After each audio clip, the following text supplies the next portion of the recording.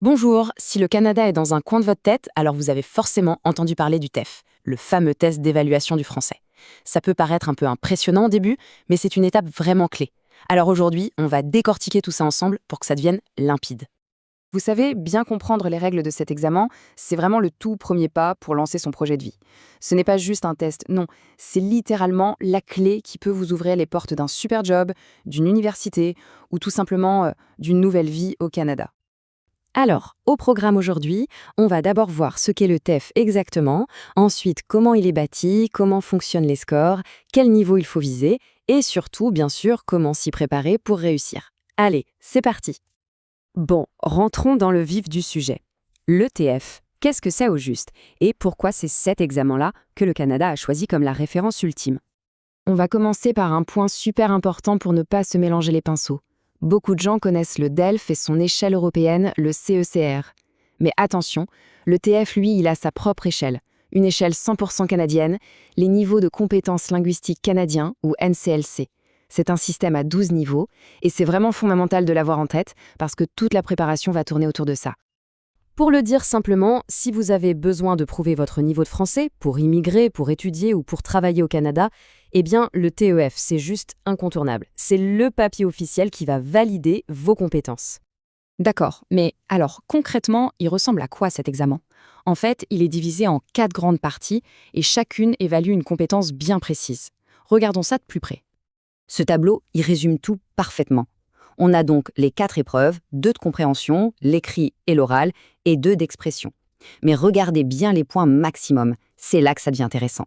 Les épreuves d'expression, orale et écrite, valent 450 points chacune. C'est beaucoup plus que la compréhension. Le message est clair, le Canada accorde une énorme valeur à la capacité de produire la langue, de parler et d'écrire activement. Il faut absolument en tenir compte dans la préparation. Et là, attention, c'est une règle du jeu absolument capitale.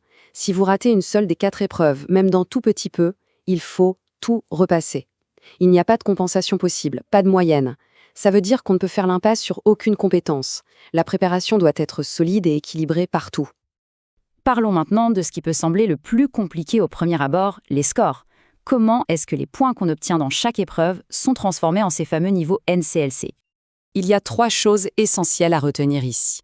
Premièrement, chaque score est converti en un niveau NLCC qui va de 1 à 12. Deuxièmement, si on a un projet professionnel, le niveau 7, c'est vraiment la cible à viser dans la plupart des cas. Et enfin, un petit détail pour le Québec, qui a parfois ses propres règles et peut se concentrer uniquement sur les compétences orales. Allez, soyons super concrets. Quels sont les scores exacts qu'il faut aller chercher pour obtenir les niveaux B2, C1 ou C2, qui sont en général les plus demandés? Le niveau B2, c'est une référence très courante, alors on va le prendre comme exemple. Pour y arriver, les scores à obtenir sont très précis pour chaque compétence. Pour l'expression orale, par exemple, l'objectif à atteindre, c'est 348 points. Pour l'expression écrite, c'est le même score, pile poil 348 points également. Ensuite, pour la compréhension orale, le score cible descend un peu, on est à 279. Et enfin, pour la compréhension écrite, il faut viser 232 points. On voit tout de suite que les attentes ne sont pas du tout les mêmes d'une compétence à l'autre. Bien évidemment, si on veut viser plus haut, comme les niveaux C1 et C2, eh bien la marge devient beaucoup plus haute. Voyons un peu à quoi ça ressemble. Ce qui est vraiment fascinant avec ce tableau, c'est de voir la progression. Le niveau C1, en fait, ça correspond au NCLC 8, 9 et 10. Et pour chaque niveau NCLC qu'on grimpe, il faut un score plus élevé partout. Ça montre bien qu'on attend une maîtrise de plus en plus fine de la langue. Et là, on arrive au sommet, le Graal, le niveau C2. Ça correspond au NLC 11 et 12. Les scores demandés sont très proches des maximums. On parle ici d'un niveau de maîtrise quasi bilingue. C'est l'excellence. Bon, maintenant que les règles du jeu sont claires, que les objectifs sont définis, il reste une seule question, mais c'est la plus importante. Comment est-ce qu'on se prépare efficacement pour aller chercher ces scores? Voyons ça tout de suite. Face à un examen aussi précis, aussi exigeant, une préparation bien ciblée, c'est la clé du succès. C'est vraiment là que l'aide de spécialistes peut tout changer. Justement, la source de notre analyse d'aujourd'hui, l'Escola Alcancé, elle propose un accompagnement qui est spécifiquement pensé pour les défis du TF, pour aider les candidats à atteindre leurs objectifs.